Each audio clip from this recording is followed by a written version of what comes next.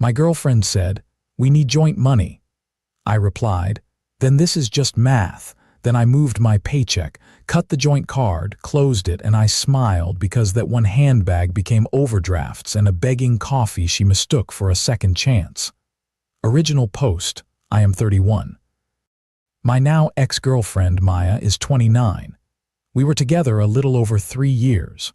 No kids. We live in a mid-sized city where rent eats half your soul. I work in software support. It pays steady, not flashy, but enough. I have about 40,000 in student loans. I have a spreadsheet for them. I know every interest rate, every due date. Maya works in PR for a lifestyle brand. Big talk, small pay, big spending. From the start, I handled most of the boring stuff. Rent through my account, internet, power, groceries. She paid for takeout sometimes and our streaming apps. When we talked about money, she would wave her hand and say, "You are better with numbers than me. I get hives looking at statements." There were small red flags. Her card got declined at dinner once. She laughed and said, "Bank glitch." I saw 3 credit cards in her wallet. She joked about living on points. Once when she left her email open on my laptop, I saw a subject line from a bank. "Past due notice." I did not click. I told myself it was not my business. About 3 years in, she started talking about the next level. I thought she meant moving to a bigger place, maybe rings one day. Instead, over brunch with bottomless coffee, she dropped it. "We need a joint account," she said. "Real couples do joint money. Separate accounts feel like you are planning to leave." I said I liked how things were. My loans were on auto pay. My budget worked. I did not want surprises. She picked at her food. "It feels like you do not trust me," she said. "My sister and her husband have everything together. That is commitment. What we have now is roommate energy." The phrase stuck in my head, roommate energy. For the next few weeks, she brought it up again and again when I paid for dinner. When I checked my banking app, when I said no to a random weekend trip she wanted. "If we had a joint account, we could plan together," she said. "House, wedding, trips. It is about being a team." One night she came home with a brochure from my bank. She had gone in on her lunch break and asked about joint accounts. She slid it across the table like some kind of contract. "I already talked to them," she said. "We just go in and sign. It is simple." I looked at the paper. I looked at her. I was tired of being the bad guy in every money talk. I told myself it was just an account. We were serious, right? So I gave in. We opened the joint account the next week, both our names, both our debit cards. I left my old personal account open but moved my paycheck direct deposit to the joint one. I also moved my student loan auto pay there. "We agree," I said. "Bills and my loan come out first, fun stuff after." "Deal." She nodded fast, kissed me, called me her grown man. It felt good for about 2 days.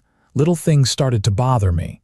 She used the joint card for lunches I knew her company should have expensed, for nails, for coffee runs that were not cheap chains. The balance dipped more than I liked, but the loan payment still cleared, so I kept quiet. The real hit came on a random Thursday night. We were watching a show. She was scrolling on her phone.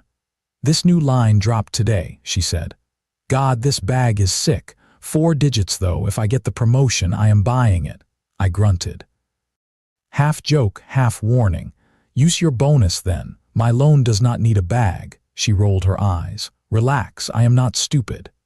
2 days later, I got an email from my loan servicer at 6 a.m. "Automatic payment failed due to insufficient funds. Your account is now past due. A fee has been added." My stomach turned. I lay there staring at the screen.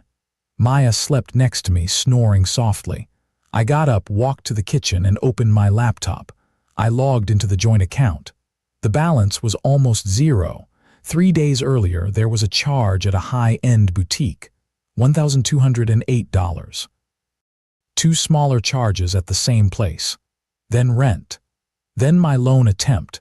Then overdraft fee. I did not slam anything. I did not wake her up. I downloaded the statement. I printed it.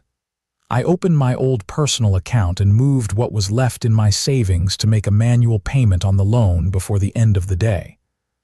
I turned off auto pay from the joint account. Then I went back to bed and stared at the ceiling. I did not confront her that morning. I did one thing instead. I emailed my bank and asked for a meeting about restructuring accounts. Update 1. The meeting was on Monday. A woman named Carla sat across from me in a glass office. "You have a joint checking with Miss Patel," she said. "How can I help?" "I need to protect my loan payments," I said, "and I need to know what happens if one person keeps spending." She explained the basics. On paper, the bank did not care who spent. We were one unit, both liable. If it overdrew, both our names got hit. If it stayed negative, both credit files took the note. "Can I remove auto pays and my deposit?" I asked. "Yes," she said. "You can move your paycheck and loan to your personal account again. You can also close this account in the future if there is no negative balance." I left with a plan. Step 1. Stop using the joint account for anything except rent. Step 2. Move my paycheck back to my own account. Step 3. Watch what she did with what was left. That week, I said nothing. I wanted data, not a screaming match. My paycheck landed in my old account on Friday instead of the joint one. I left just enough in joint to cover rent and the small charges that had not cleared yet. I told Maya my work payroll system had glitched and that my money hit a day late. She did not question it. On Saturday, she came home with the bag. I recognized it from the site she had shown me. She held it up proud. "Look," she said. "They had a crazy sale. I got it for like half off." I glanced at the logo. Half off still looked like a lot. I did not say anything. I just filed it away next to the number on the statement. Sunday night, I set a trap. I moved an extra $1,000 into the joint account from my personal one. I wanted to see what happened if there was extra sitting there with no big bill due. By Wednesday, 3 chunks were gone. Salon, drinks with the girls, a clothing store. The balance was almost back to where it had been. She had no idea I could see every line on my phone. That night, I laid the statement on the table after dinner. "What is that?" she asked. "Our joint account," I said, "and my loan, and the bag." Her face shuddered for a second, then smoothed. "We already talked about this," she said. "I told you it was on sale." "You told me it was a sample," I said. "This is $1,200. My loan bounced. We got a fee. I had to cover it from my savings." She crossed her arms. "It is our money," she said. "You make more. You said you wanted to share. Now you are bringing me to the principal's office over one late payment." "It is not one late payment," I said. "It is my credit. It is interest. It is you lying.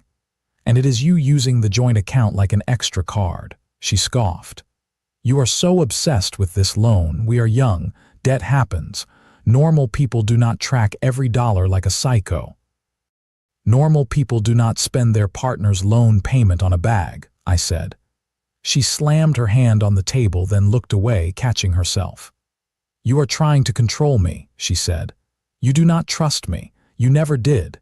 This is why I wanted a joint account, because you hoard money and act like it is all yours." I felt my jaw clench. I made myself keep my voice low. "Here is what is going to happen," I said. "My paycheck is already back on my account. My loan too. From now on, I will transfer my half of rent to the joint on the 1st. That is it. You can put your share in or not. I am not using that account for anything else." She stared at me like I had hit her. "You cannot just decide that," she said. "We agreed." "We agreed to be a team," I said. "Teams do not hide $600 bar tabs and pretend loan fees do not exist. I'm not fighting you about this every month. I am taking myself out of the line of fire." "So you are punishing me," she said. "Cool. Good to know what kind of man you are." "It is not punishment," I said. "It is math." I picked up the papers and went to the bedroom. I could hear her pacing in the living room, muttering to herself about controlling men and cheap guys. Later that night, I emailed my HR rep and asked them to confirm the direct deposit change was permanent.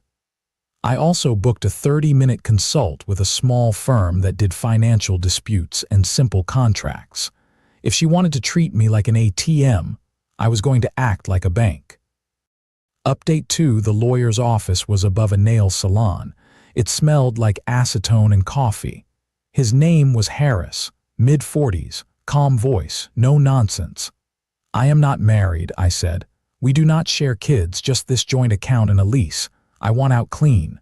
My loan payment bounced because she spent the money. I covered it. Now she is angry I moved my pay. He listened. He looked at the statements, the overdraft, the big charges in her name. "You have 3 things," he said. "A joint account history, a lease, and your loan record. The bank will not split the account for you. But you can close it once you clear the negative. If you want to go further, you can file in small claims for the fees and any extra costs that came from the missed payment. Your proof is right here." "Is it worth it?" I asked. He shrugged. "If you want the money, maybe. If you want peace, close the account, move out, and document everything in case she starts telling people you stole from her." He helped me draft a simple letter. 2 copies, one for the bank, one for Maya. It said I would no longer use the joint account except to transfer my half of rent until the lease ended. It listed the overdraft fees and the missed payment fee. It said she was responsible for half. It said I intended to close the account once the balance was 0. "We keep it plain," he said. "No feelings, just facts." At home, the mood was cold. Maya still used the joint card sometimes, but the numbers were smaller now. Lunches. Uber. Odd Amazon orders. She had learned not to leave large amounts sitting there. I checked daily anyway. I put the letter on the table one evening. "What is this now?" she said, not touching it. "Outline of how we end the joint account," I said. "I will keep paying my half of rent until the lease is up in 6 months. After that, I am moving out. I am not asking you, I am telling you." She read it. Her face went red. "I am not signing this," she said. "You are not leaving me with this mess." "I am not leaving you with anything you did not choose," I said. "I already paid my half of the fees. If you stop spending, we can close this in a month." She jabbed a finger at the paper. "Maybe I will go to your friends," she said. "Tell them you emptied our account. Tell them you left me with nothing after using me for 3 years." "Do what you want," I said. "If anyone asks, I have the statements." And people did ask. She put up a vague post on Instagram about stingy men and financial abuse. A mutual friend sent me a screenshot and asked, "Is this about you?" I replied with exactly 3 images: the bag charge, the overdraft notice, the email from my loan servicer about the failed payment. I added one line. "This is what happened. I am not talking about it further." He wrote back, "Got it." That was it. At the end of the month, I went to the bank. There was a small negative balance from her latest spree. I paid half in cash. The teller marked the account as customer requested closure pending 0 balance. "If it stays negative, collections go after both names," she said. "If the other party does not pay, that is on them too." A few weeks later, Maya called me in tears. "Why did my card get declined for gas?" she said. "They said the account is locked." "Because it is closing," I said. "Use your own account." "You did this on purpose," she snapped. Now my new card application got denied. They said something about unpaid overdraft. "You messed up my credit." "You messed up your credit," I said. "I paid my half. They can see that." By then, I had already put down a deposit on a small 1-bedroom across town. I moved my stuff out over 2 weekends. Bed, desk, books, my TV. I left the couch. I left the table. She could have them. I sent her a short text on my last day. "Keys are on the counter. My name stays on the lease until it ends. I will transfer my half of rent on the 1st. After that, we are done," she replied. Coward. I muted the thread. 3 months later, her name came up again. A mutual friend told me she had tried to rent a studio and got turned down. Low score. Unpaid overdraft sent to collections. Another card closed. "She said you ruined her life," he said. I shrugged. I stopped funding it. Update 3, 6 more months passed before Maya tried to come back. She emailed me from a new address. The subject line said, "Please read." The body was short. "I know you hate me," she wrote. "I know I hurt you and messed up your loan. I have been doing a lot of thinking. Can we talk in person, public place, no drama, I just want to say some things." I read it twice. I did not hate her. I did not trust her either. But the anger had cooled into something flat. I was more curious than anything. We met at a coffee shop near my new place. It was bright, no corners to hide in. I got there early, sat by the window. She came in 5 minutes late. No designer bag, no heels, just jeans and a faded hoodie. Her hair was in a loose bun. She looked tired, not the drama girl from Instagram, just small. "You look different," she said, sitting down. "Good, healthier." "Thanks," I said. She wrapped her hands around her cup like she was cold. "My credit is wrecked," she said. "I tried to lease a car, denied. Tried to get a better card, denied. The bank lady literally rolled her eyes at me. I had to move back to my mom's for 2 months." "I feel like a child," I nodded. "That sounds rough." Tears filled her eyes fast. "I know I acted like an idiot," she said. "The bag, the account, all of it. I was so angry about money, about always feeling behind. Seeing you with your spreadsheets made me feel small, so I spent to feel big. It is stupid. I have been in therapy. My counselor says I treat money like feelings. I get that now." She looked up at me. "I miss you," she said. "Not the money, you, the nights we cooked at home. The way you could calm me down. I know I said you were boring. I was wrong. You were safe. I want that back. Maybe we could try again. Start slow. No joint accounts, just dates. See what happens." Her voice was soft. She leaned in. The old version of me might have folded, might have said we could work on it. "No," I said. She blinked. "Just no." "No," I said again. "I am glad you are in therapy. I hope it helps, but I will not tie myself to you again. Not with money, not with feelings. You crossed a line, more than once. I do not forget that my loan almost went into default because you wanted to look rich." "That was one time," she said, voice shaking. "It was a pattern," I said. "You spent money you did not have. You lied about it. You called me abusive when I refused to let you keep doing it. I believe you when you say you feel sorry. I also believe myself when I say I am done." She stared at me like she was trying to find the old version of me behind my eyes. "So that is it," she said. "You will not even help me with the bank. Call them. Tell them it was both of us. Maybe they will remove the flag." "No," I said. "I already paid my half. I am not giving up 1 more inch of my credit for you. You will have to fix this yourself." She sat back. Something in her face hardened. "You are cold," she said. "You know that." "I am careful," I said. "I was not before. I learned." We sat in silence for a few seconds. Then I stood. "I hope it goes well for you," I said. "But whatever happens next, it has nothing to do with me." I left her sitting there with her coffee and her debt. Final update: it has been a year since that coffee. My life is simple now. I still work in software. I took a promotion I had turned down before because of the stress with Maya. It pays more. It comes with better benefits. One of those is a student loan program. My balance is down to 20,000 now. Not gone, but closer. I live alone in a small 1-bedroom. Everything in it is mine. The bills are in my name. The auto pays are on my account. On the 1st of the month, my rent goes out. On the 15th, my loan payment goes out. I get a small email that says payment received. No surprises, no bags. I started dating again a few months ago. Her name is Erin. She is 30. She teaches math at a middle school. On our 4th date, we talked about money. She told me she has her own savings and some debt from a car. She pulled up a budget app on her phone and laughed about being obsessed with categories.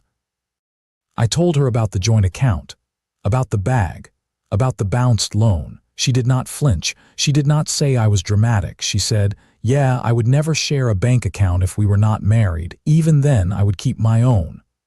We both laughed. It felt easy. We split bills. Sometimes I pay. Sometimes she does. No one keeps score. No one calls the other cheap. When she wants something expensive, she says, I will save for it. And she does. I still hear updates about Maya from time to time. A friend told me she finally paid off the overdraft after collections called her job.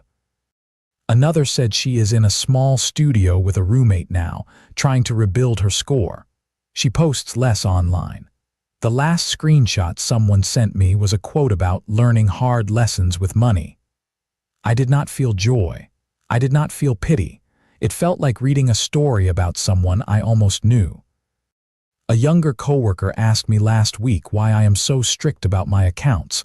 He was joking around, saying his girlfriend wants a joint one and he is on the fence. Is it really that bad? He asked. Sharing money, does it not mean you trust each other? I thought about my old joint account. The overdraft notice, the handbag on the chair, the feeling of seeing payment failed next to my loan. It means you share risk, I said. Trust is something else. If you do it with your eyes open. He nodded, changed the subject. Later that night, I logged into my own bank app. The numbers were boring. That is how I like them now. No surprise charges, no mystery dips. Just my income, my bills, my choices. For a long time, Maya said that loving her meant putting my name next to hers on a bank screen. Now, when I see only my name there, I do not feel lonely. I feel free.